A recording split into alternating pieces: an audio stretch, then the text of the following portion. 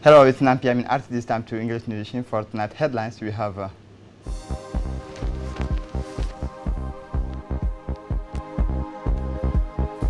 head of state shares the 14th meetings of the Council of Ministers. For the international scene, World Health Organization wants 120 million rapid tests for less countries. Welcome to our newsroom. Under the chairmanship of His Excellency Ismail Omar Guelleh, President of the Republic, Head of Government, the 14th sessions of the Council of Ministers took place on Tuesday, 29 September 2020. The following texts were examined and approved. Let's listen together to the spokesman of the government, Mahmoud Ali Yusuf. Bismillah ar-Rahman ar-Rahim, sous la présidence du chef de l'État, son Excellence M. Ismail Omar Guelleh, s'est tenue la 14e séance du Conseil des ministres en ce mardi 29 septembre 2020. Ministry of Town Planning, Environment and Tourism and Ministry of Housing. First question, draft law on the creation and implementation of a department for the control of occupation of public spaces. The need to put an end to the worrying proliferation of illegal occupation and the de facto appropriation of public spaces is obvious to everyone. In fact, the proliferation of this type of occupation is a real obstacle to the harmonious development of our cities and does not meet the requirements of coherent development of the extension of urban centers. This anarchic and unplanned occupation jeopardizes sustainable urban development and poses the insoluble problem of population movements and the rehabilitation of informal settlements. It is also an attempt to question the role of the services of urban planning and urban management. Thus, it appeared necessary for the state to be able to provide itself with an essential structure. It is within this framework that the creation of Directorate for the Control of Occupation of Public Spaces is planned, whose main mission is to surveillance, provision, and control of public spaces. It will be responsible for ensuring compliance with the town planning plans and regulation in place for the management of public spaces. The adoption of this draft law is intended to meet the need for an administrative entity acting as an urban police force responsible for monitoring and preventing the irregular occupation of public spaces. Ministry of Commerce, second question, draft law on the creation of the Djibouti Standards and Quality Agency. The purpose of the draft law is the creation of the Djibouti Standards and Quality Agency. The current situation in the Republic of Djibouti in terms of quality infrastructure and conformity assessment is characterized by the absence of operational structures in charge of standardization and metrology. Standards play an important role in our everyday life without us really being aware of it. These are key factors in economic and industrial development. It is a valuable tool for the modernization and achievement of the Millennium Goals, the improvement of public health standards, and the professionalization of governments. The Djibouti Standards and Quality Agency, ADN, will be responsible for developing and approving standards for all sectors in activity, ensuring certification of the conformity of standards, promoting standards and quality among public and parapublic administrations and private sector bodies, and monitoring cooperation with international bodies. It will constitute a strategic lever of national economic policy to enable economic factors to obtain competitive advantage in trade, particularly through the production and exploitation of local products that meet the requirements of international standards. Through conformity assessment, the agency will also be able in the long term to give confidence to imports and exports in the fairness of commercial transitions with our country. Ministry of Justice and Penitentiary Affairs in charge of human rights. Third question, draft decree appointing the Director General of the National School of Judicial Studies. Mr. Mag Terry Ibrahim Ahmed is appointed Director General of the National School of Judicial Studies. Listen once again the spokesman of the government, Mahmoud Ali Yusuf, for the second part of the Council of Ministers. Quatrième question est relative à un projet d'arrêté portant conditions, modalités d'octroi, de suspension et de retrait de l'agrément d'exercice de l'audit énergétique. Fourth question, draft order on the approval of the occupation of judicial officer. The present draft order aims at approving the exercise of the occupation of judicial officer in Nagwa Naguib Ali Tahir, in accordance with the provisions of Article 5 of the law relating to the occupation of judicial officer. Ministry of Energy in charge of natural resources. Fifth question, draft order relating to the conditions, modalities of granting, specification, and withdrawal of the authorization to exercise energy audit. The compulsory energy audit is part of the government's energy strategy, which aims to reduce energy needs by improving the efficiency of consumption in a context of a strong international dependence. All public and private establishments are subject to this audit. To this end, an external service provider is recognized as competent to carry out an energy audit if it holds a quality mark in each of the areas in which it carries out the energy audit. In accordance with the reference framework of requirements in terms of resources and skills, this draft order defines and sets out the conditions and procedures for issuing, suspending, and withdrawing the energy audit approval. Ministry of Labor in charge of administration reform. 6th question, draft decree on appointment. Mr. Dawood Ali Abdu is appointed Acting Director General of the Civil Aviation Authority at the Ministry of Equipment and Transport. Communication. At the end of the session, the Minister of Health made a communication on the National Health Development Plan of 2020-2024. He reminded the audience that this new document has been the subject of a participatory elaboration process and is intended to be the real tool for steering the health sector and coordinating international aid for the next 5 years. Indeed, the PNDS is a reference framework based on 5 major strategic priorities, namely an equitable supply of quality care available to all and everywhere in the country, and which meet the needs of this population. The integration of the provisions of quality promotional, preventative, and curative care focused on primary health and adapted to the epidemiological and socio-cultural context of the country. Good governance in the management of health services is trained through increased accountability. Adequate and sustainable financing to ensure universal health coverage and an efficient health information system with quality data available and used in real time. He also stressed that special emphasis was placed on the primary health care and human resources. He informed that in the light of the new global situation marked by the COVID-19 pandemic and the undeniable impact on the entire health system, a review of the document had to be made. The ultimate aim on this exercise was to contextualize each of the pillars of health systems, training to the appropriate response to health security threats.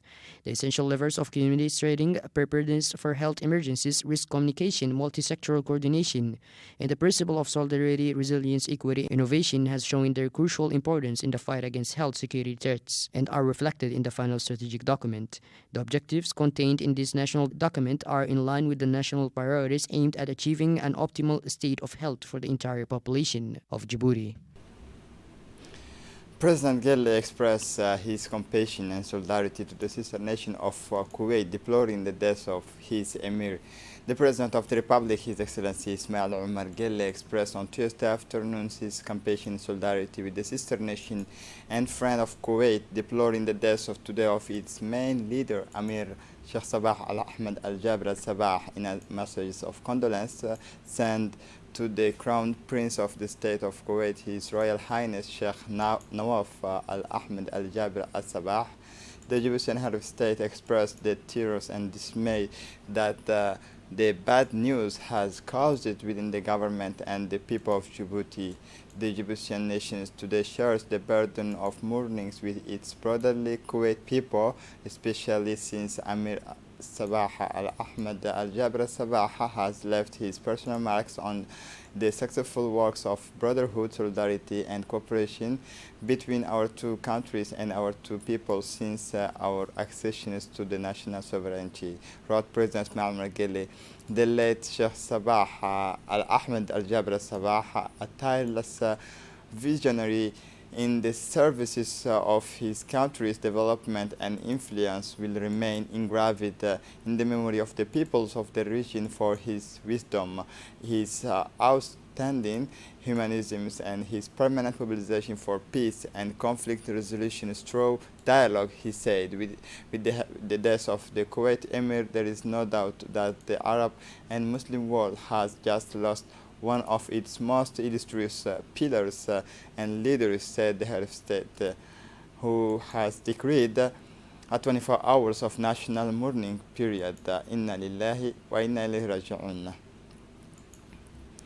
The President of the National Assembly, His Excellency Muhammad Ali Hamad, received a courtesy visit from His Excellency Ms. Anna Farouk, Ambassador of the Hellenic Republic, Greece, resident in Ethiopia, as a prelude to the discussions that took place in the Parliament's VIP lounge. President Muhammad Ali Hamad said he was pleased to welcome the visit of the representative of a friendly country known to be the home of parliamentarism and democracy. The two parties, after the exchanges of the messages of the Speaker of Vulu, Greek Parliament, successively exchanged views on the state of bilateral relations in general and the links of Djibouti-Greek diplomacy. Finally, President Ahmed and Ambassador Farouk agreed on the importance of maintaining and consolidating inter-parliamentary cooperation with the national representations, issuing an invitation to its peer for sustained exchanges and inter-institutional programs. The Ministry of Social Affairs Solidarity held a meetings with the group of social protection partners. The Ministers of Social Affairs and Solidarity, Ms. Muna Usman Aden, has presided over the ceremony in the presence of the Minister of Economy and Finance, Ilyas Musa Dawale. Like other countries in the world, the Republic of Djibouti has been hit hard by COVID-19 pandemic after suffering the disastrous consequences on Cyclone Sagros and the floods of 2019, the invasions of locusts in East Africa, and the drought has plagued the countries for many years. The Minister of Social Affairs Solidarity has set up a system of food assistance and to present food to the poor who are being scared for times of the COVID-19. Almost 76,000 families took advantage of food vouchers and the Republic at the Republic levels, and almost 12,000 families were entitled to 13,000 in cash to provide for their needs in the months of confinement. The ceremony saw the participation of several groups of civil protection partners, including the World Bank and the entire UN institutions, also Arab and TICA organizations.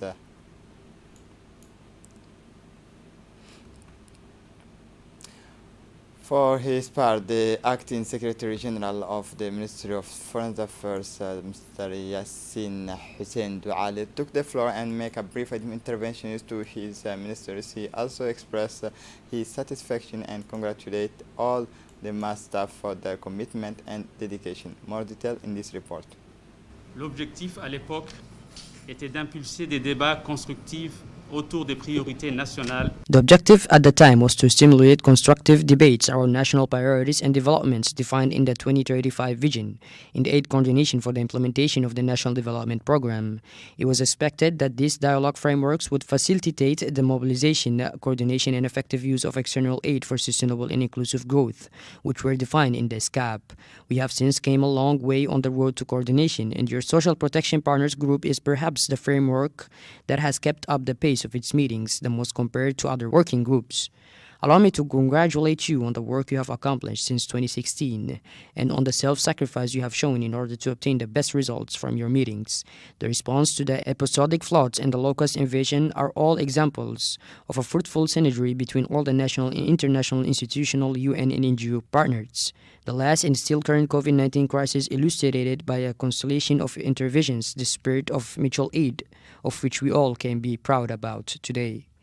Ladies and gentlemen, as soon as the COVID-19 appeared in our country, the Djiboutian authorities rushed to multiply measures with the aim of containing the spread of the epidemic and limiting its severity at the household level as well as at the level of companies or certain economic sectors as a whole. The OECD mapping provides us with information on the measures taken by countries to contain the spread of the virus and help vulnerable populations, support economic entities in overcoming the effects of the crisis, and provide insights on how to overcome them. The fact sheet on Djibouti appears to be quite extensive, including measures relating to the containment under its various quarantine events, travel bans and restrictions, border closures, closure of schools and universities, cancellation of cultural and sporting events, closure of public places and production units, as well as measures relating to fiscal and monetary policies. Aid, subsides, expansions, changes in working hours, etc., and the impact on the crisis on the economy, as well as other strategical policies, a panoply of multi-dimensional measures involving a diversity of actors and institutions, among which all our foreign partners here in Djibouti or elsewhere are rightly in the forefront. The Minister of Economy and Finance, Ilyas Musa Dawale, for his part, indicated that COVID-19 was a crucial moment for all the countries of the world. Listen to this report. La question de la protection sociale en période de pandémie. The issue of social protection in times of pandemic, you have seen how many challenges Djibouti has to manage, has to face, and in particular one that was not known to anyone a few months ago. I am not talking about climate change and all the difficulties and social economic consequences that it can generate. We are talking about this pandemic at the Ministry of Social Affairs, and solidarity has been really essential. Like many other previous crises, this pandemic we are able to reach out to the population through a file called the Social Register, which will follow in the months and years to come. It has been further improved so that we can cover the whole territory and vulnerable populations of Djibouti, but it has really enabled us to face the COVID-19 crisis through the distribution of food, but also cash transfers, without forgetting all the activities carried out by the Ministry of Social Affairs with convincing results. And that is why we are seeing more and more partners interested in putting a little more resources and working with what is commonly known as the social partners. For her part, the Minister of Solidarity and Social Affairs Solidarity, Muna Osman Aden, praised the commendable and hard work of 150 field staffs who were able to reach almost 760,000 families by distributing food vouchers. Listen to this report. Je profite de l'occasion pour présenter mes salutations, mes félicitations à toutes les personnes qui ont travaillé de près ou de loin avec le ministère des Affaires sociales pour donc apporter sa réponse à cette crise sanitaire qui s'est produite à Djibouti. I would like to take this opportunity to extend my greetings and congratulations to all those who have worked closely or remotely with the Ministry of Social Affairs in responding to the health crisis that has occurred in Djibouti over the past 4 months. I would like to congratulate all the workers, both at the level of the ministry, but also to the departments and all the organizations that have given their time and efforts to be present in this very difficult and complicated period of the country. I would also like to congratulate all the members of the government, and especially His Excellency Mr. Ismail Omar Gelle, who has taken the most appropriate and timely measures to stop the spread or mitigate the taint of this pandemic. Our fellow citizens allow us to take stock or to give feedback to our various partners and to the response to the COVID-19 crisis, because I think that we have been able to experience firsthand the responses and test our capacities that we can provide in the event of a crisis, whether it is a health crisis, but also other crises that may be linked to climate change or other factors. It has allowed us to analyze our strategies, our response capacities, and it also allows us to orient our actions beyond them so that we can be more effective and efficient in the support we must provide. Poverty is at the center of this issue, I think, and when the health arrangements were made, it was something that had to be avoided. It was the social downfall, and that it is what obliged us to be able to react quickly and in a targeted manner so that the population was at risk of being affected by the consequences, more or less assisted, supported during this period, but above all to prepare them for support system later, because that is what will be important now. After this period of crisis, it will be how these populations are going to be supported, and I think that all the people who have worked around us, around the Ministry of Social Affairs, will all understand this challenge that remains to be taken up. But first of all, it is important to look at what have been done and to be able to give an overview of these things. The Minister of Energy in charge of Natural Resources, Yunis Ali Gedi, received yesterday Monday in his offices the Ambassador of Japan, Mr. Koji Yonitani, in the Republic of Djibouti. Topics on common interest were discussed. Both parties welcome, first of all, the excellent relation between Djibouti and Japan. On these occasions, they did not fail to underline the many successes of Japan-Djibouti cooperation. They also gave an overview of the negative impact of the latest news on COVID-19 pandemic, stressing the need to consolidate the elements of intervention provided in particular by the Republic of Djibouti, whose campaign, although among the best in the world, must be constantly on the alert. On the same day, the Minister of Energy in charge of Natural Resources, Yunis Ali Gedi, received a delegation from the company Agro Fund 1 present at these meetings, where the Ministry of Agriculture, Water, Fisheries and Livestock Fishery Resources, Mohammed Ahmed Awale, the Director of the Electricity of Djibouti, Mr. Jama Ali Gelle, and the Director of Energy, Mr. Guled Mohammed.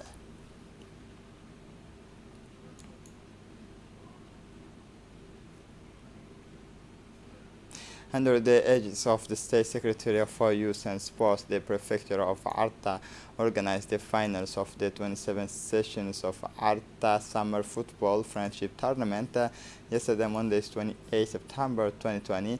The kickoff of this colorful closing ceremony was given by the State Secretary for Youth and Sport, His Excellency Hassan Mohammed Kamil, in the presence of the Minister of Energy, Yunis Ali Gedi, the Prefect of the region, Muhammad Sheikh Hassan, the Member of Parliament, Omar Wabri, the Vice President of the Djiboutian Football Federation, Ahmed Yassin, and the RAR 1, Colonel Ibrahim Ali, also taking part in the symbolic finals were senior officials of the State Secretariat for Youth and Sport, composed of the councillors, Director of the region, Omar Hassan Abdullahi, and the Director of Sports, Abshir Ali, alongside the Chief Medical Officer, Dr. Yaqub Ardeye, elders of the region, but also many distinguished guests passionate about football.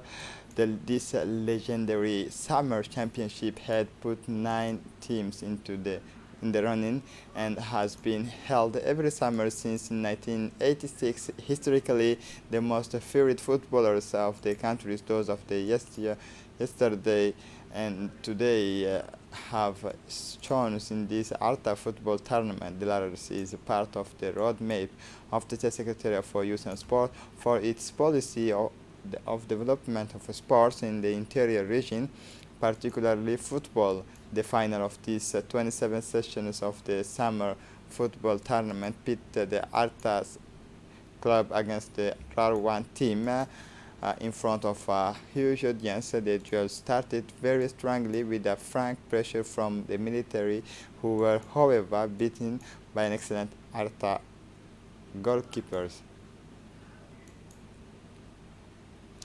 The management of the National Offices of Water and Sanitation of Djibouti, ONIAD, informs the inhabitants of the neighborhood 3, 4, 5, 6, and 7, Anglais, Arhiba, Makkah Mukarrama, City Saudi, and Stadium City, that the drinking water supply will be suspended during the day of Thursday, 1st October 2020, for 8 a.m. to 6 p.m. due to the rehabilitations of work of the distribution network.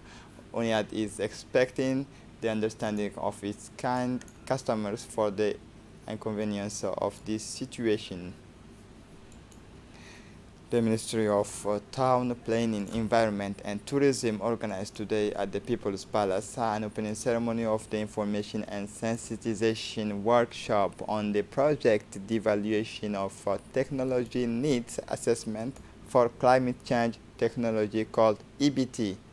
This workshop aims to help countries to improve the EBT technology needs assessment within the framework of the United Nations Framework Convention on Climate Change, with our countries ratified in 1995, and also to help developing countries taking part in this process to identify and analyze the priority technology needs and develop action plans that can promote the introduction and adoptions of environmentally clean technology.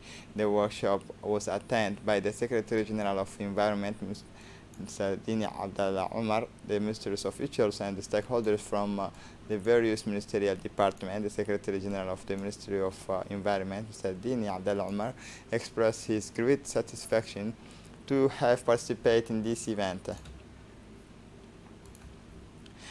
IGAD, in collaboration with the Ministry of Health, held a cross-border workshop in Ali Sabih on strengthening the monitoring of evaluation system on the health sectors and fight against tuberculosis.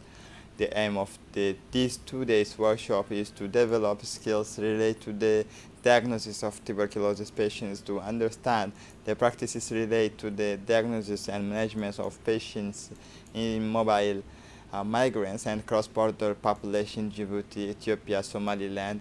The prefect of the region, Mr. Musa Adan Migane, the Director General of the Dr. Absi Ahmed Absi Hospital, and Dr. Ahmed Hassan, I got the Social Affairs Health Officer, the cross-border medical staff, Ali Sabih, Galafi, Dikil, Adda, Somaliland, took part.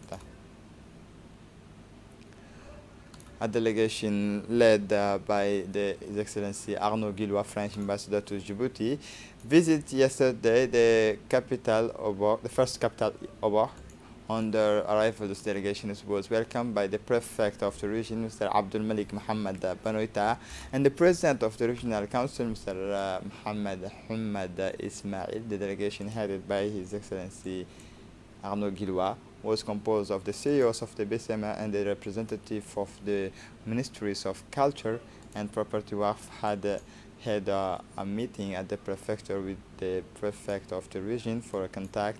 The meeting was attended by the Security and Defense Forces as well as the two newly appointed sub-prefects. Afterwards, the delegation went to the president of the regional councils for a courtesy visit.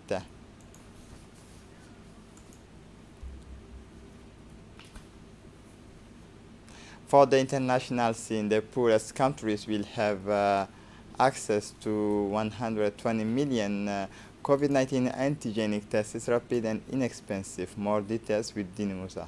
The poorest countries will have access to 120 million COVID-19 antigen tests, rapid and inexpensive, within the next 6 months, WHO and its partners promised on Monday, 28 September, provided, however, that the funds can be found.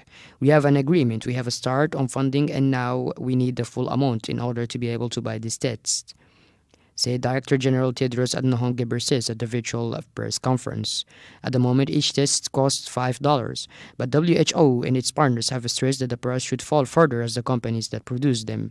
For now, Abbott and SD Pinusor ramp up these rapid antigen tests, given results in 15 to 30 minutes rather than hours or even days, at a lower price and with less sophisticated equipment, the WHO boss said.